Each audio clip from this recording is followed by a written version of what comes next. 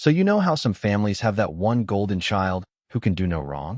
Well, I just found out I've been living in the shadow of my sister my entire life, and my parents basically confirmed they wish I'd never been born. Last Sunday, I went to tell my family about my divorce, expecting some support during a rough time. Instead, my mother looked me dead in the eye and said if they could go back and only have one kid, they'd choose my sister. Just like that. 34 years of wondering why nothing I did was ever good enough. And there was my answer. The worst part? My sister was sitting right there, and she didn't even look surprised.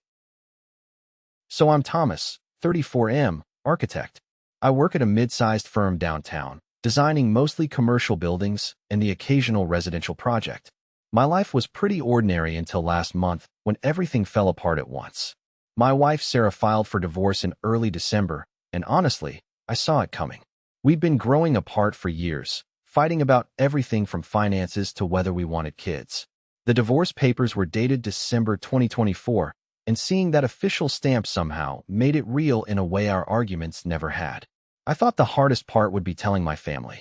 My parents, Robert and Linda, both in their 60s, have always been the type to keep up appearances. They live in this perfectly maintained suburban house where my sister Emma and I grew up.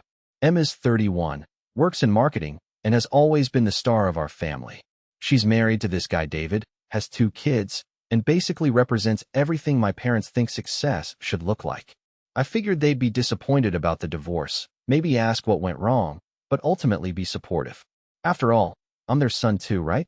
I've got a decent career, I'm financially stable, and it's not like I was asking them to pick sides or anything. I just wanted to let them know what was happening in my life and maybe get some emotional support during a difficult time.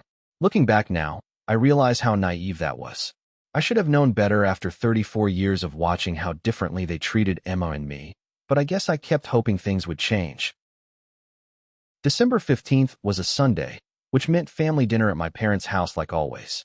I'd been dreading this conversation all week, but I figured it was better to tell everyone at once rather than have the news filter through the family grapevine.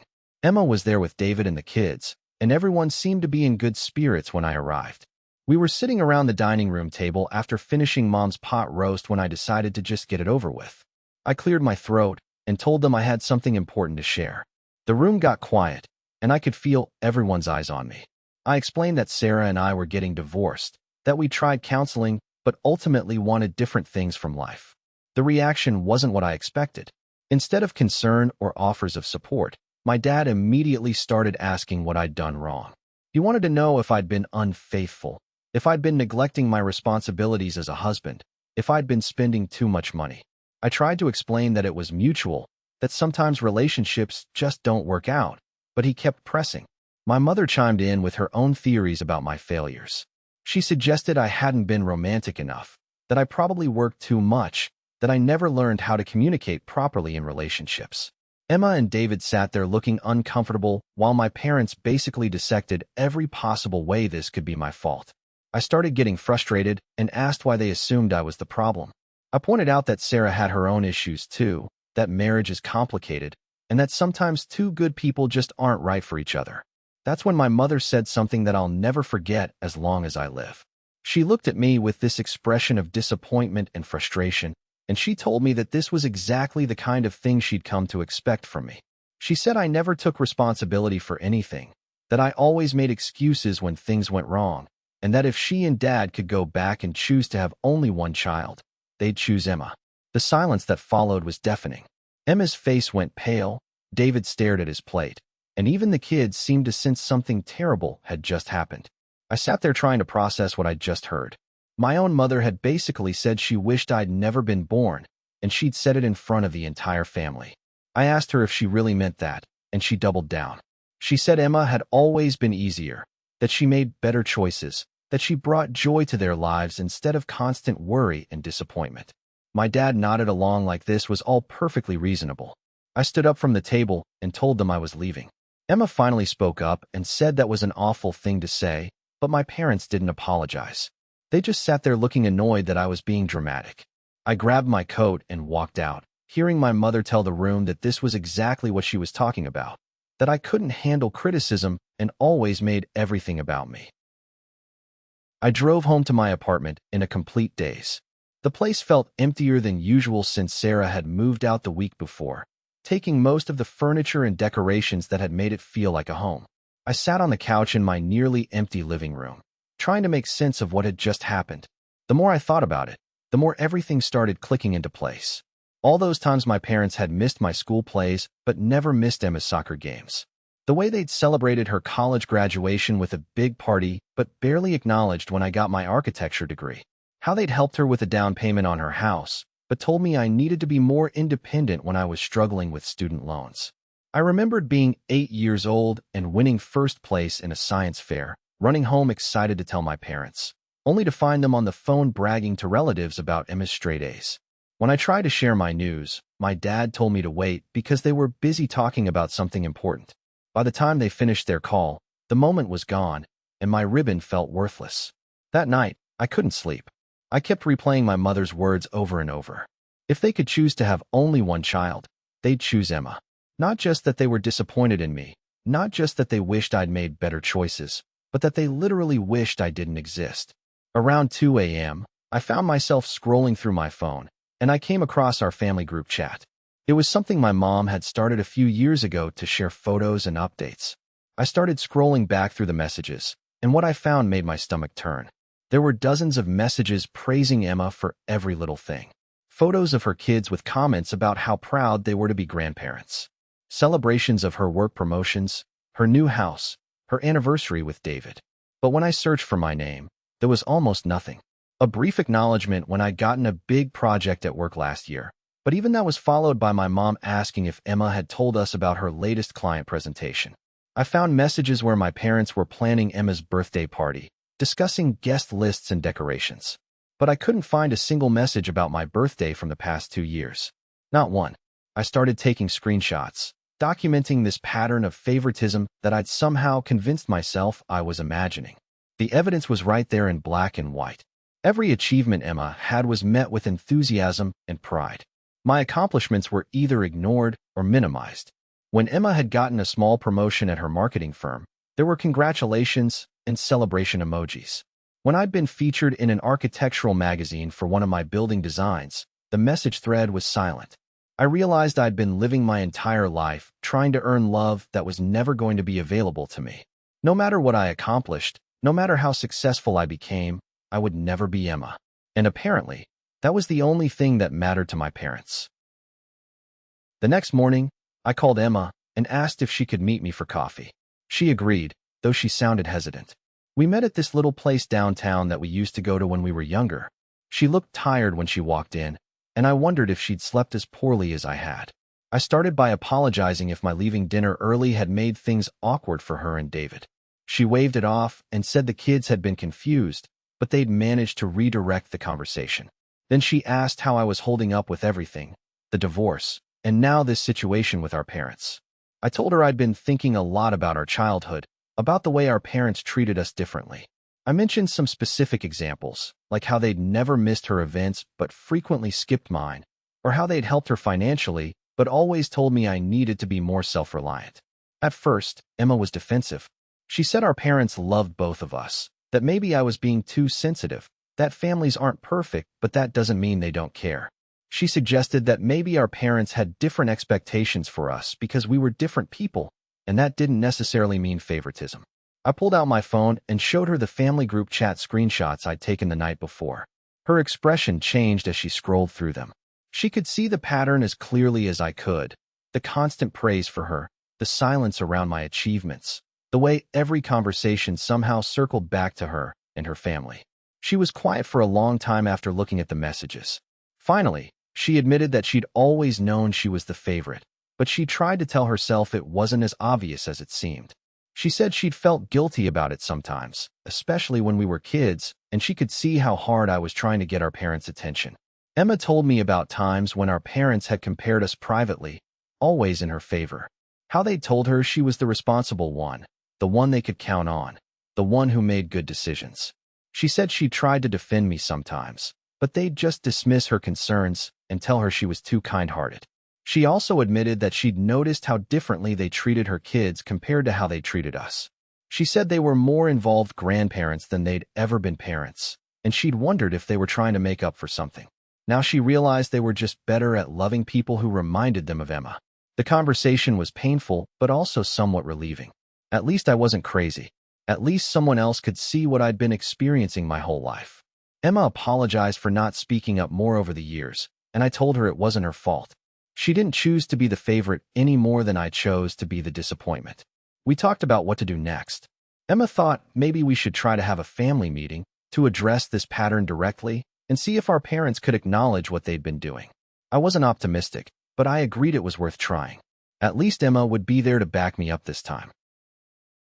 3 days later, Emma and I went back to our parents' house together. She'd called ahead and told them we needed to have a serious family conversation. When we arrived, they were sitting in the living room looking annoyed and defensive, like they were preparing for an attack. I started by explaining that I'd been thinking about our family dynamics for years, and that what happened at Sunday dinner had brought everything into focus. I told them I felt like they'd always favored Emma, and I gave them specific examples from our childhood and recent years. My father immediately denied it. He said they'd always treated us equally, that they loved us both the same, and that I was being dramatic and looking for someone to blame for my problems. My mother chimed in with similar denials, saying that different children have different needs, and that doesn't mean favoritism. I showed them the family group chat screenshots, the same ones I'd shown Emma. They looked at them briefly and dismissed them as meaningless. My mother said that Emma just shared more of her life with them, so naturally there was more to celebrate. She said if I wanted more attention, I should be more communicative and involved. The conversation was going nowhere. They refused to acknowledge any pattern of favoritism, and they kept turning it back on me, saying I was being oversensitive and looking for excuses. I was getting frustrated and starting to think this whole meeting was pointless. That's when Emma spoke up. She'd been mostly quiet during the conversation, but suddenly she said she had something to show them. She pulled out a manila folder and set it on the coffee table. She told our parents that she'd been thinking about what I'd said, and she'd realized there was something she needed to share. She opened the folder and pulled out a copy of our parents' will. I had no idea she had access to this, but apparently they'd given her a copy when they'd updated it last year, asking her to be the executor. She'd never mentioned it to me, probably assuming I had my own copy. Emma spread the pages out on the table and pointed to the relevant sections. Everything, the house, their savings, their investments, their life insurance policies, everything was left to Emma. I wasn't mentioned anywhere except in a single line that specifically stated I was being excluded from the inheritance. The room went dead silent. I stared at the documents, reading my own disinheritance in black and white. My parents had literally written me out of their will, leaving me nothing while giving Emma everything. And they'd done it without ever telling me, without ever giving me a chance to understand why. I asked them when they'd made this decision and why they'd never mentioned it to me. My father said they'd always planned to leave everything to Emma because she had children and more financial responsibilities. My mother added that they figured I'd be fine on my own since I had a good career and no dependents. But Emma wasn't buying their explanations. She pointed out that the will had been updated multiple times over the years, and I'd been excluded every single time, even before she had kids, even when I was struggling financially in my 20s. This wasn't about practical considerations. This was about their fundamental belief that Emma was more deserving of their love and support. The conversation continued for another hour, getting more heated as my parents kept making excuses and Emma kept pushing back with evidence. Finally, I asked the question that had been burning in my mind since Sunday dinner. Why had they never loved me the way they loved Emma? My mother's response was devastating. She said that from the time I was small, I'd been difficult. I didn't sleep well as a baby. I was fussy and demanding. I got into trouble at school. I asked too many questions. I never seemed satisfied with anything they did for me. She said Emma had been easy from day one. A happy baby, a compliant child, a successful adult who made them proud. My father added that I'd always been too sensitive, too emotional, too needy. He said they'd tried to toughen me up, to teach me independence, but I'd never learned. He said Emma had natural resilience and social skills that I'd never developed, and that made her easier to be around. They were basically telling me that they'd never loved me because I'd been born with the wrong personality. Because I'd been a normal child with normal needs instead of the perfect, low-maintenance kid they'd wanted. Because I'd had feelings and expressed them instead of just going along with whatever they wanted. I was furious, but I was also prepared. Before coming over, I'd gone to my storage unit and retrieved some old home videos that my dad had made when Emma and I were kids. I digitized them a few years ago as a surprise gift for my parents' anniversary, though I'd never gotten around to giving them the copies. I pulled out my laptop and started playing some of the videos. The evidence was undeniable. There were hours of footage of Emma at various ages, birthday parties, Christmas mornings, school events, family vacations. But in every single video where I appeared, I was clearly being ignored or dismissed. In one video, I was maybe 6 years old, trying to show my dad a drawing I'd made while he was filming Emma opening presents. You could hear him telling me to move out of the way, that this wasn't my time. In another, I was trying to tell my mom about something that had happened at school, and she kept shushing me because Emma was performing some song she'd learned. The pattern was consistent across years of footage. Emma was the star of every video, the focus of every celebration, the recipient of every bit of attention and affection. I was either absent from the frame entirely or clearly being treated as an afterthought. My parents watched the videos in silence. When they finished, my mother said that was just how things were back then, that they were busy and stressed, that it didn't mean anything. But her voice lacked conviction. Even she could see what the videos showed, that they'd been systematically neglecting one child while doting on the other. Emma was crying by this point. She said she'd never realized how obvious it was, how painful it must have been for me to live through. She apologized again for not doing more to protect me or speak up for me when we were kids. I told my parents that I was done trying to earn their love. I was done pretending that their treatment of me was normal or acceptable. I said I needed them to acknowledge what they'd done and take responsibility for the damage they'd caused, or I was going to have to step away from the family entirely. They refused. My father said I was being manipulative and dramatic, trying to rewrite history to make myself the victim. My mother said she was tired of my complaints and my need for constant validation. They both said that if I couldn't accept their love as it was, then maybe it was better if I stayed away. So I left. Emma followed me out to the driveway, still crying, and said she was going to keep working on them. But I told her not to bother. After 34 years, I finally understood that my parents were incapable of seeing me as worthy of their love, and no amount of evidence or explanation was going to change that. A week later, I was sitting in a therapist's office for the first time in my life. I'd never thought I needed therapy before, but the events of the past few weeks had left me feeling completely untethered. I'd lost my marriage, and now I'd essentially lost my family too. I wasn't sure who I was supposed to be if I wasn't constantly trying to prove myself worthy of love. Dr. Martinez was a woman in her 50s who specialized in family trauma and childhood emotional neglect. I'd found her through my insurance website, and something about her approach had resonated with me during our initial phone call. She'd said that many people don't realize they've been emotionally neglected because it's not as obvious as other forms of abuse. During our first session, I told her everything. The divorce, the Sunday dinner revelation, the group chat messages, the will, the home videos, the final confrontation with my parents. She listened without judgment, taking notes and asking clarifying questions. When I finished, she was quiet for a moment. Then she said something that hit me like a punch to the gut. She told me I was grieving the loss of parents I'd never actually had.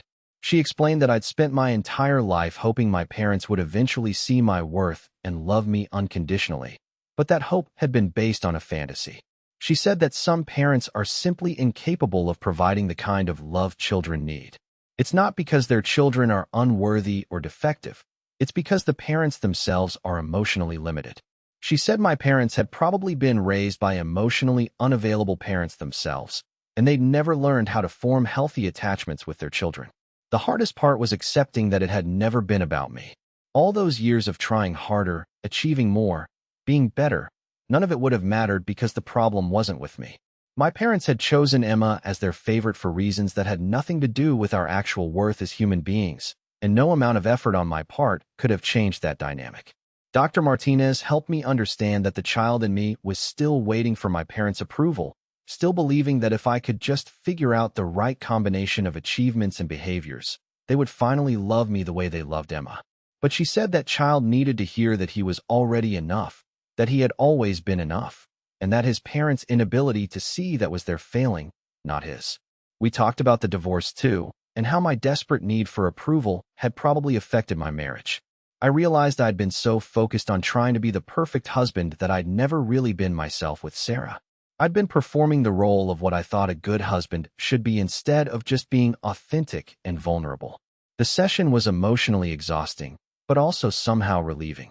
For the first time in my life, someone was telling me that my feelings were valid, that my experiences mattered, and that I deserved better treatment than I'd received. It was going to take time to internalize those messages, but at least I was starting to understand that the problem had never been with me. Epilogue. It's been 6 months since that awful Sunday dinner, and my life looks completely different now. The divorce was finalized in March, and while it was sad to end my marriage, it was also freeing to stop pretending to be someone I wasn't. Sarah and I are actually on better terms now than we were when we were married, probably because I'm finally being honest about who I am instead of trying to be who I thought she wanted. I've been seeing Dr. Martinez weekly, and the work is hard but necessary. I'm learning to recognize the voice in my head that sounds like my parents, the one that tells me I'm not good enough or that I need to earn love through achievement. Some days are better than others, but I'm making progress.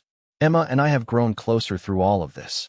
She's been going to therapy too, dealing with her own guilt about being the favored child and trying to figure out how to have a relationship with our parents while also supporting me. She's actually started setting boundaries with them, which has been hard for her, but important for her own mental health. I haven't spoken to my parents since that final confrontation in December. Emma tells me they ask about me sometimes, but they've never reached out directly or shown any willingness to acknowledge their behavior. I've accepted that they probably never will, and I'm working on being okay with that. My work has actually improved since I stopped trying to prove myself to everyone. I'm taking on projects that genuinely interest me instead of just trying to impress people, and my designs are more creative and authentic as a result. It turns out that when you stop performing for approval, you have more energy to focus on things that actually matter. I'm not dating anyone yet, but I'm working on understanding what I actually want in a relationship instead of just trying to be what someone else wants. Dr. Martinez says that's an important step, learning to value my own needs and desires instead of constantly adapting to other people's expectations. The hardest part is still the grief. I'm mourning the family I thought I had and the childhood I deserved, but never got. But I'm also building a new life based on my own values instead of my parents' impossible standards. For the first time in 34 years, I'm starting to believe that I'm enough exactly as I am.